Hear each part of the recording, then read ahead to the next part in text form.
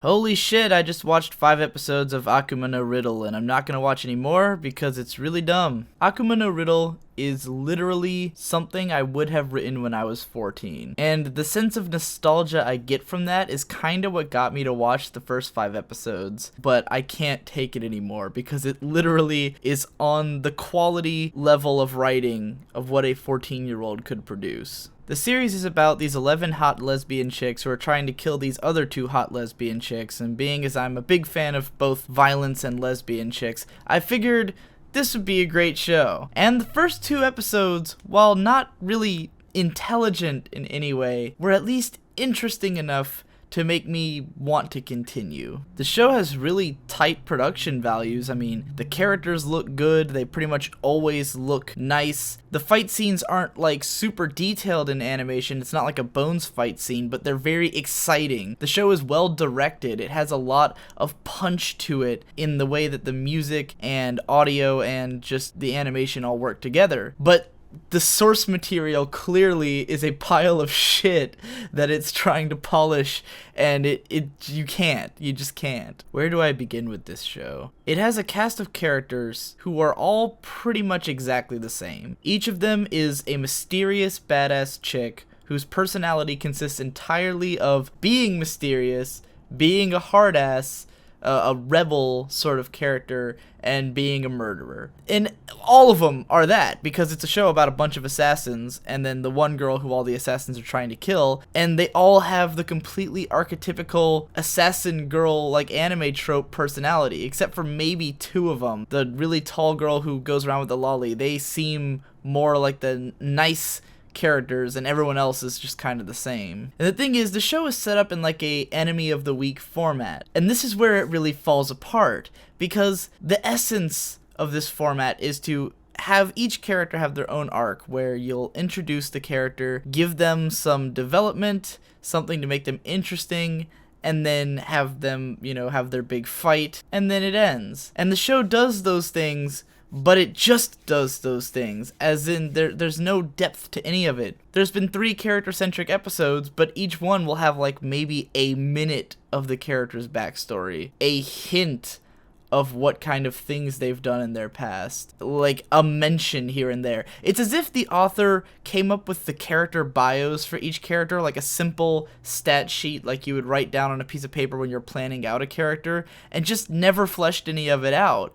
Each episode is like, here's who she is, here's what she does, now she's gone. The weirdest thing about it, though, is that it has the selector-infected Wii-Cross problem, but to the extreme, where this show pretends to be a gritty, violent, like, murder show, and it has none of that in it. Even though the characters are always talking about murder, talking about how badass they are, making badass faces, the show does everything in its power to convince you that these girls are these hard-ass assassins. But the rules of the game are not that you have to kill or be killed. It's that if you fail to kill the girl who you're supposed to kill, you get expelled from the class. So far we've had 3 episodes where there's been a big fight, and then the girl is just expelled. We don't know what they go on to do.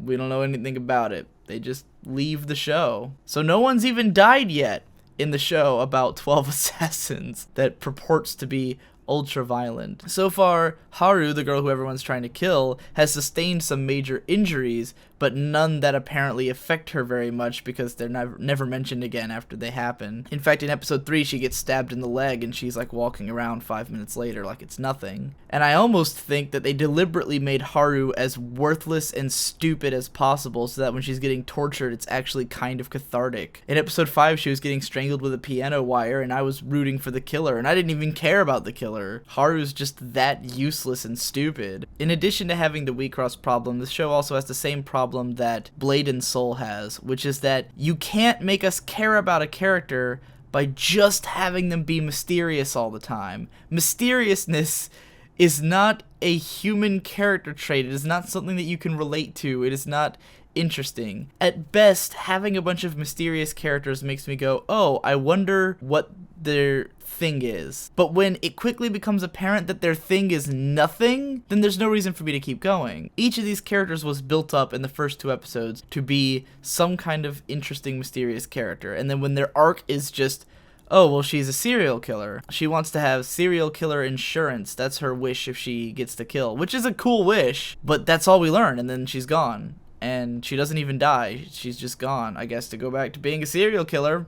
The show also has a lot of this really, really lame attempts at theming. They keep bringing up forgiveness as a theme, but they're not doing anything with it. The characters will just talk about forgiveness. When you just use the word forgiveness, it doesn't mean anything. It is not a word that inherently means something concrete. It can mean anything you want it to mean. Are the characters achieving forgiveness somehow in the show? I don't fucking know. Who's forgiving them? Who's forgiving who? What do they need forgiveness for? What the fuck does it mean? Doesn't mean anything. It's just a way for them to end that episode going, oh yes, this world is full of forgiveness. That sounds deep, right? That's the riddle, which this show doesn't really have any meaningful riddles in the slightest. I mean, fine, whatever. It's not like I went into this expecting it to be intelligent or deep. I watched the first 2 episodes and I got excited because it was violent lesbians. That's all I cared about. I was like, it's gonna be a bunch of chicks trying to kill each other. But when I start getting episode after episode where more time is spent with Tokaku and Haru just sitting there, doing nothing and talking to each other, or all these times where it'll show a shot of the class all doing something together,